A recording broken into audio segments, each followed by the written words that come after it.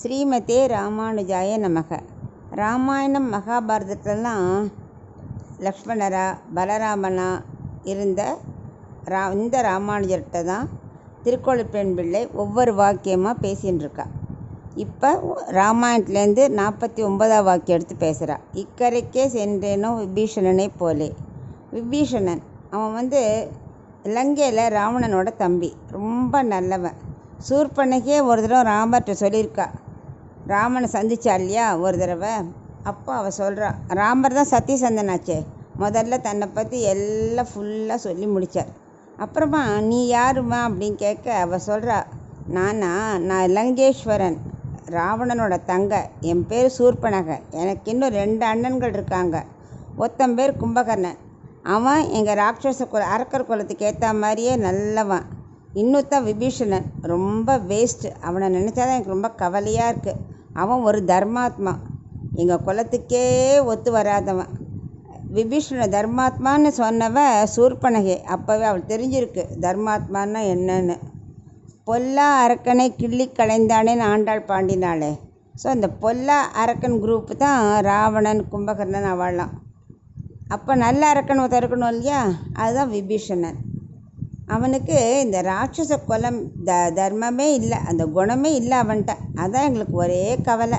இவனால தான் நமக்கு பிரச்சனை வருமோன்னு பயமாக இருக்குது அப்படின்னு ராமர்கிட்ட சொல்லிகிட்டு இருக்கா. இலங்கையில் அங்கேருந்து என்ன பண்ணால் விபீஷன் பாரத தேசமான இக்கரைக்கு வந்தான் இல்லையா, அதைத்தான் இந்த பெண் பிள்ளை சொல்கிறா. இக்கரைக்கே சென்றேனோ விபீஷணனை போலே. ஏன் அவன் இந்த பக்கம் வந்தான்? அவன் சீதையை தூக்கின்னு வந்தானே ராவணன். அவனுக்கு எவ்வளவோ அட்வைஸ் பண்ணுறான். எனவே தான் ரொம்ப நல்லவனாச்சே. நீ சீதா தூக்கின்னு வந்து ரொம்ப தப்பு, இன்னொருத்தர மனைவியை அபகரிக்கக்கூடாது, அவள் ரொம்ப நல்லவ, பதிவர்த்தை. உனக்கு தெரியல ராமரோட பலம்.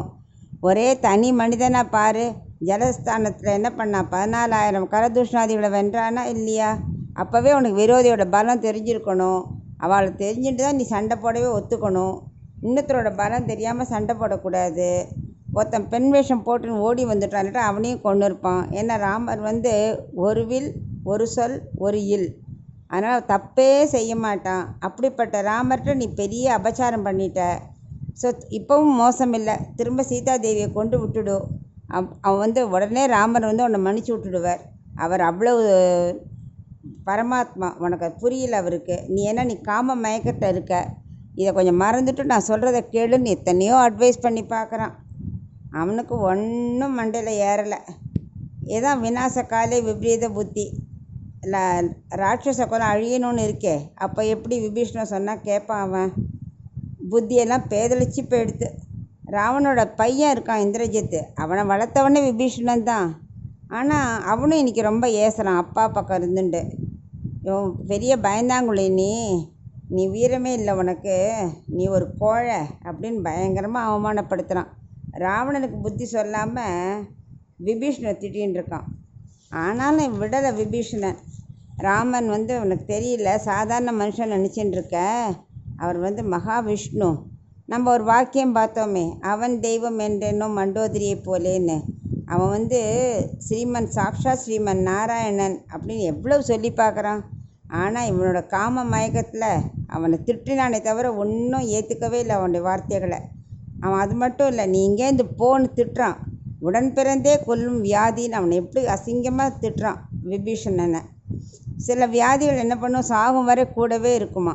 அந்த மாதிரி நீ என் கூடவே இருந்துன்னு என்னை கொல்ற அப்படிங்கிற மாதிரி பேசுகிறான். அவ்வளோ இழிச்சொல் சொல்கிறான் விபீஷணன். அவன் ரொம்ப ஆடி போயிட்டான் அப்படி சொன்னவொடனே. சரி, கொஞ்ச நேரத்தில் என்ன பண்ணுறான், மனசை திடப்படுத்தினான். இனி ஏழை சொல் அம்பலம் ஏறாது, நம்ம பிரயோஜனம் இல்லை அப்படின்னு சொல்லிட்டு அடுத்த க்ஷணம் பகவான் வரவு மட்டும்தான் நமக்கு நிரந்தரம், மக்கள் வரவெல்லாம் நிரந்தரம் இல்லைங்கிறத புரிஞ்சுட்டான். உடனே அங்கேருந்து கிளம்பிட்டான். போய் மனைவி குழந்தையோட சொல்லின்லாம் போல. அந்த க்ஷணம் ராஜ்யசபையிலேருந்து அவன் கிளம்பிட்டான். இக்கரையில் பாரதத்தில் திருப்பல்லானியில் ராமர் தன்னோட சுக்ரீவன் மற்ற எல்லாரோடையும் தங்கியிருக்கார். அவன் நேராக ஃபஸ்ட்டு ராமர் சரணடையணுங்கிறதுக்காக சுக்ரீவனை மீட் பண்ணுறான். சுக்ரீவன் முதல்ல சொல்லி அனுப்புகிறான், நான் பகவான்கிட்ட சரணடைய வந்திருக்கேன், நீங்கள் போய் சொல்லு அப்படின்னு சொல்கிறான். ஆனால் சுக்ரீவன் அதெல்லாம் கேட்கல.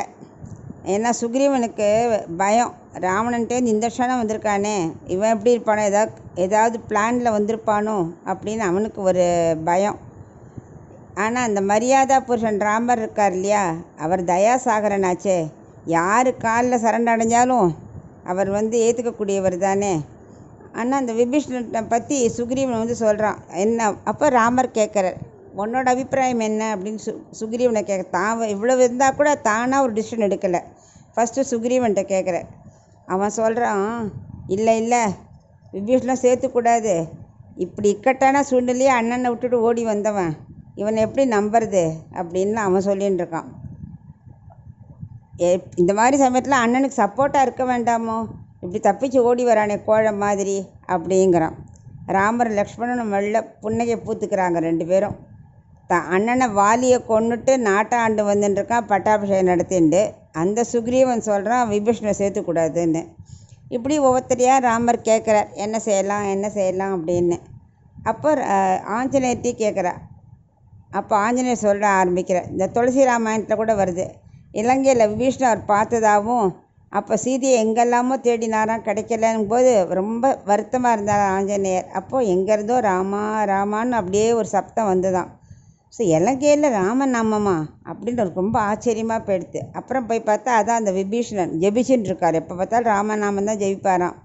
அப்போ இவர் சொல்ல, நான் ராமதூதன், ஜெய் ஸ்ரீராம் அப்படின்னு சொன்னது விபீஷணன் கண்கள் அப்படியே ஆனந்த கண்ணீரே வந்துடுது.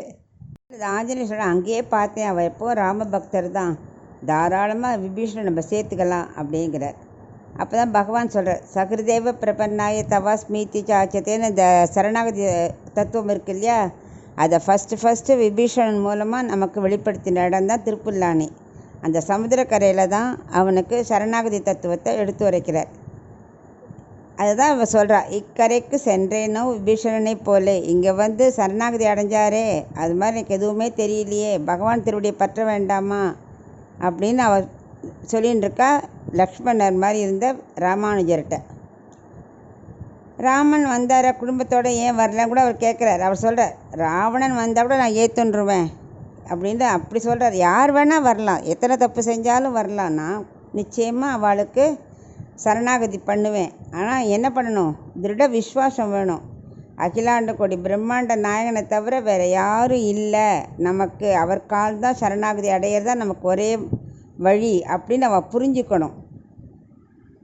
இந்த தத்துவத்தை அரக்கனான விபீஷணன் புரிஞ்சுட்டான், நான் புரிஞ்சிக்கலையே, என்னை பகவான் காப்பாற்றுவார், இங்கே வைத்தமானி பெருமாட்டை விசுவாசமாக இருக்க வேண்டாமோ அப்படின்னு இந்த திருக்குறள் பெண் பிள்ளை புலம்பின்னு இருக்கா.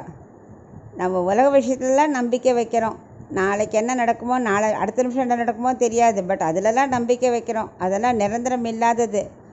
ஆனால் நிரந்தரமான ஸ்ரீமன் நாராயணன் நம்ப வேண்டாமா, அவர் காப்பாற்றுவாருக்கு திருட நம்பிக்கை வேண்டாமா, சரணாகதி எவ்வளோ முக்கியம்னு புரிஞ்சிக்க வேண்டாமா. ராமர் என்ன பண்ணார், சர்வஜன், அந்த விபீஷணனோட மற்ற 4 பேர் வந்தாலே அவருக்கும் சேர்த்து சரணாகதி கொடுத்தார். அதுதான் சர்வலோக ரட்சகன்னு சொல்கிறோம் அவரை. பகவான்னா என்ன சும்மாவா, அவரோட திருவடிக்கு அடைஞ்சாச்சுன்னா வேறு என்ன வேணும் இப்படின்னு எல்லாத்தையும் கூடவே இருந்து பார்த்த லக்ஷ்மணர்கிட்ட சொல்லின்னு இருக்கா இந்த திருக்கோளூர் பெண் பிள்ளை. அப்புறம் உடனே ராமர் என்ன பண்ணார், சரணாகதி அடைஞ்ச கொடுத்த உடனேயே விபீஷணனுக்கு பட்டாபிஷேகம் பண்ணி வைக்கிறார். இன்னும் இக்கரையில் தான் இருக்கார், அக்கறைக்கே இன்னும் போகலை, சண்டை போடலை, ராவணன் இன்னும் இருக்கான். ஆனால் அவர் எதை பற்றியும் கவலைப்படலை. அப்படி ராவணன் மறுபடியும் மனம் மாறி வந்தால் நான் அவனுக்கு கண்டிப்பாக இந்த அயோத்தியை கூட கொடுத்துருவேன் நான் அப்படிங்கிற அளவுக்கு அவர் இருக்கார். அவ்வளவுக்கு சர்வலோக ரட்சகனாச்சு, அவர் எல்லாரையும் காப்பாற்றக்கூடியவராச்சே. என்னோட ஒரே கொள்கை, சரணடைஞ்சவாளை எந்த டயத்துலையும் காப்பாற்றணும் அப்படிங்கிறது தான் அவர் சரணாகதி தத்துவம். அதை நம்ம நன்னா புரிஞ்சுக்கணும். மனசில் எந்த கவலையும் படக்கூடாது. பகவான் திருவடி அடைஞ்சாச்சுன்னா அவர் நம்ம காப்பாற்றுவார். அந்த திருட விஸ்வாசம்தான் இதில் மெயினாக காட்டுறான். அவனுக்கு விபீஷணனுக்கு பட்டாபிஷேகம் இந்த கரையிலே பண்ணி வச்சுட்டு சர்வரோக லட்சன் கேட்குற ராமர்கிட்ட, இந்த சமுத்திரத்தை எப்படி கடக்கிறது, அந்த பக்கம்னா இருக்கான் அப்படிங்க, நம்ம போகணுமே, இவ்வளோ பெரிய சமுத்திரத்தை எப்படி தாண்டி போகிறதுன்னு ராமர் விபீஷணன்ட்ட ஐடியா கேட்குறாராம். அப்போ இவனுக்கு இப்போ விபீஷணனுக்கு என்ன தெரிஞ்சது, சரணாகதி மட்டும்தான். உடனே அவன் சொன்னான் ராமர்கிட்ட, நீங்கள் சமுத்திர ராஜாட்ட சரணாகதி அடைஞ்சிருங்கோ, அப்படின்னு அவன் வந்து அட்வைஸ் பண்ணுறான். ஏன்னா நான் சரணாகதி அடைஞ்சா எனக்கு நல்ல கதி கிடச்சிடுத்து, நீங்களும் சமுத்திரராஜாட்ட சரணாகதி அடைஞ்சா வழி விட்டுருவான் அப்படின்னு விபீஷ்ணன் சொல்கிறான். உடனே கருணை கடலான ராமர் என்ன பண்ணார், அதையும் ஏற்றுண்டார். உடனேயே அந்த தர்பையை விரிச்சுட்டு அந்த திருப்பலான சேது கரையில் படுத்துட்டார், சரணாகதி அடைஞ்சிட்டார். பக்தன் அப்படி கேட்பார் அவர். சமுத்திரராஜன் கேட்கல, அதெல்லாம் தனி கதை, அது இப்போ வேண்டாம் நமக்கு. ஆனால் விபீஷ்ணு சொன்ன உடனே கேட்டார். பகவான் அப்படிலாம் இல்லை, யார் சொன்னாலும் அவர் கேட்பார். அதுதான் இதில் நம்ம தெரிஞ்சுக்கிறோம். ஒரு சமயம் ராமானுஜர் வந்து ஸ்ரீரங்கத்தில் கதா கால்ஷம் பண்ணிட்டு இருக்கார் விபீஷ்ண சரணாகதியை பற்றி. அப்போது அவர் சொல்லிகிட்டு இருக்கும்போது எல்லோரும் கேட்டுருக்கா, அவர் சிஷ்யர்கள்லாம். அதில் ஒருத்தர் பிள்ளை உரங்காவலி தாசர்னு, அவரை தனுர்தாசர்னு கூப்பிடுவா எல்லாரும். இந்த விபீஷ்ண சரணாகதி கட்டம் வரும்போது அவர் எழுந்துன்றார். என்னடா அது, ராமரே கதின்னு விபீஷ்ணன் வந்துட்டான், ஆனால் இந்த இவருக்கு எழுந்து போகிறார் அப்படி யோசிச்சுன்னு இருக்கார் ராமானுஜர். அப்போ அவன் சொல்கிறார், தாசரே எங்கே கிளம்பிட்டீங்க, உட்காருங்கோ, என்ன விஷயம் அப்படிங்கிற. அதுக்கு அவன் சொல்கிறான், இந்த உரங்காவலிதாசர் சொல்கிறார், இல்லை ராமரே கதின்னு வரும்போது இந்த குரங்கு கூட்டங்கள்லாம் என்ன பண்ணித்து, ராமர்கிட்ட சரணடைய விடாமல் தடுத்துதா இல்லையா? ஆனால் ராமரே கதின்னு வந்த விபீஷ்ணருக்கே இப்படி ஒரு கதின்னா நான் என்ன பண்ணுறது அப்படின்னாராம். அப்போ எனக்கு மோஷங்கிறதே கிடைக்காது போல இருக்கே, அப்படி அதான் நான் எழுந்துட்டேன் அப்படின்னாராம். ராமானுஜர் சிரிச்சாராம். ராமரே கதின்னு வந்த விபீஷனுக்கு இல்லை, ராமகோஷி நம்பி வாங்கோ அப்படின்னு சொல்கிறாரா ராமானுஜர். நான் ராமகோஷ்டி எப்போ அதாவது ராமானுஜ கோஷ்டி இவர் தன்னை சொல்கிறார். எங்கிட்ட நம்பிக்கை இருக்கா இல்லையா, எனக்கு மோஷம் உண்டுன்னா உங்களுக்கு உண்டா இல்லையா? எனக்கு மோட்சம் இருக்கும் அப்படின்னு நான் நம்புகிறேன். ஏன்னா பெரிய நம்பிக்கை மோட்சம். பெரிய நம்பிக்கை ஏன் நம்பிக்கை இருந்தது, ஆளவந்தார் அவரோட குரு. ஆளவந்தாருக்கு மணக்கால் நம்பியோட குரு, மணக்கால் நம்பிக்கு உய்யக்கொண்டார், உய்யக்கொண்டாருக்கு நாதமுனி, நாதமுனிக்கு யார் குரு, நம்மாழ்வார், நம்மாழ்வாருக்கு விஸ்வக்சேனர், விஸ்வக்சேனருக்கு பெருமாளே. ஸோ இப்படி பரம்பரையாக குரு பரம்பரை இருக்கும்போது நீங்கள் எதுக்கு கவலைப்படுறீர், எனக்கு உண்டுன்னா உங்களுக்கு கண்டிப்பாக உண்டு இல்லையா அப்படிங்கிறார் ராமானுஜர் சிரிச்சுண்டு. உடனே உரங்காவலிதாசர் உட்காந்துட்டாராம். அந்த மாதிரி சரணாகதிங்கிறது எல்லாருக்கும் கண்டிப்பாக கிடைக்கும் மோஷம் அப்படிங்கிற நம்பிக்கை தான். அதை நீங்கள் முதல்ல புரிஞ்சுக்கணும் அப்படின்னு சொல்கிறார் அவர். அப்புறம் எல்லாம் சண்டையெல்லாம் முடிஞ்சு அயோத்திக்கு திரும்புகிற ராமர். புஷ்பக விமானத்தை அரேஞ்ச் பண்ணி தரான் விபீஷன். எல்லாருமே வரா, விபீஷனும் வரான், எல்லோரும் வரா. வந்து பட்டாபிஷேகம் எல்லாம் ஜோராக முடிஞ்சு போச்சு. ராமர் என்ன பண்ணுறார், எல்லாருக்கும் ஒவ்வொரு கிஃப்ட்டு கொடுக்குறார். எல்லாருக்கும் நல்லா ஒவ்வொரு விதமான கிஃப்ட்டு கொடுக்குறார். ஆஞ்சநேயர்லேருந்து எல்லாருக்கும் ஒவ்வொன்றா கொடுத்துட்டே வரார். விபீஷணனுக்கு என்ன கொடுக்கலான்னு யோசித்தார். ஆனால் அவனுக்கு நிச்சயமாக ரொம்ப உயர்ந்த கிஃப்டாக கொடுக்கணும், இது வரைக்கும் யாருக்கும் கொடுக்காத ரொம்ப மிக விலை உயர்ந்த கிஃப்டாக இருக்கணும் அப்படி யோசித்தார். பார்த்தா ஏன்னா அவன் சரணாகதி அடைஞ்சிருக்கான். சுக்ரீவன்லாம் ஒன்லி ஃப்ரெண்டாக தான் பார்த்தான். சரணாகதியாக அடைஞ்சது விபீஷணன் மட்டும்தானே. ஸோ இந்த சரணாகதிக்கு ரொம்ப பவர். ஸோ இவருக்கு என்ன கொடுக்கலான்னு யோசித்து பார்த்தார் ராமர். தான் பூஜை பண்ணிட்டு இருந்தாரே இக்ஷ்வாகுகுல வம்சங்களை அவ்வளோ பேரும் பூஜை பண்ண ரங்கநாதரையே தூக்கி விபீஷணனை கொடுத்துட்டார். விபீஷணன் அசந்து போயிட்டான், அப்படியே காலில் விழுந்தான். என்னன்னே புரியல அவனுக்கு. அதனால் இதைத்தான் இந்த பெண் பிள்ளை சொல்கிறா, இக்கரைக்கு சென்றேனோ விபீஷனை போலேன்னு. அந்த மாதிரி சரணாகதி அடைஞ்சிட்டா பகவான் என்ன வேணால் கொடுப்பாரே, நம்ம கேட்கவே வேண்டாம். மிக உயர்ந்த பொருட்கள்லாம் நமக்கு தானே வந்து தேரும். மோட்சமே கிடைச்சதற்கு பெருமாளே தூக்கி கொடுத்துட்டார் ராமர். அந்த பக்தி வேண்டாமா? அது இல்லையே எங்கிட்ட. பகவானுக்கு சரணாகதி அடைஞ்சாச்சுன்னா போருமா, என்ன கொடுக்குறோன்னே தெரியாதான். எதை கொடுக்கலாம் அப்படி தவிப்பாராம். அப்படிப்பட்ட உயர்ந்த மனசு அவருக்கு. சரணாகதி அடைஞ்சவளுக்கு கொடுக்கணுங்கிறது இல்லை. உயர்ந்த பதவி என்ன, மோட்சம். அதுக்கு மேலே ஒன்று உண்டா? ஸோ நம்ம எல்லாருமே அதுக்கு தானே சரணாகதி அடையிறோம். ஸோ எப்போவும் அதை மனசில் வச்சுக்கணும். அந்த புத்தி வேணும்னு தான் இந்த திருக்குறள் பெண்பிள்ளை இத்தனை விஷயம் தெரிஞ்சு வச்சுட்டுருக்கா. அதை யார் நேராக பார்த்து இத்தனையும் அனுபவித்தாரோ அந்த லக்ஷ்மணரான இந்த ராமானுஜர் அந்த பெண் பிள்ளை சொல்கிறா, இக்கரைக்கே சென்றேனோ விபீஷணனை போலே. அந்த புத்தி எனக்கு இல்லையே, வைத்தமானது பெருமாள் சரணடைய மாட்டேனோ, அதை விட்டுட்டு ஊரை விட்டு போகிறேங்கிறேனே, அந்த பக்தி எனக்கு இல்லையே அப்படின்னு அவ புலம்புறா. நம்ம என்ன தெரிஞ்சுக்கணுன்னா, எத்தனை கஷ்டம் வந்தாலும் பகவான் திருவடி ஒன்று தான் நமக்கு விமோசனம் கொடுக்கும். மற்றவாளை நம்பி ஒரு பிரயோஜனம் இல்லை. அவள் இன்றைக்கி செய்கிறேன்பா, நாளைக்கு செய்ய மாட்டேன்பா, மனசு மாறிடுவா. நம்ம நம்ப வேண்டியது ஒன்லி பகவானோட திருவடி. அதுதான் நம்ம இதை தெரிஞ்சுக்கணும். பகவான்கிட்ட இதை கூட அதை கூட கேட்கவே வேண்டாம். ஏன்னா விபீஷ்ணன் எதுவுமே கேட்கல, சரணாகதி மட்டும்தான். அப்படிப்பட்ட பெரிய செல்வத்தெல்லாம் விட்டுட்டு பெருமாளை திருவடி அடைஞ்சான். அவனுக்கு எவ்வளோ பெரிய பாக்கியத்தை கொடுத்தார் ராமர். அதை மாதிரி பெருமாளை திருவடி அடைஞ்சிட்டோமானா பகவான் நமக்கு உயர்ந்த பதவியான மோட்சத்தையே கொடுப்பார். இவ்வுலக சுகத்தையும் கொடுப்பார், அந்த உலகத்தை உள்ள மோட்சத்தையும் கொடுப்பாருங்கிறத புரிஞ்சுக்கிண்டு பகவான் திருவடியே சரணம்னு நம்ம இருக்கணும். அதுதான் இந்த வாக்கியத்தில் நம்ம தெரிஞ்சுக்கிறோம்.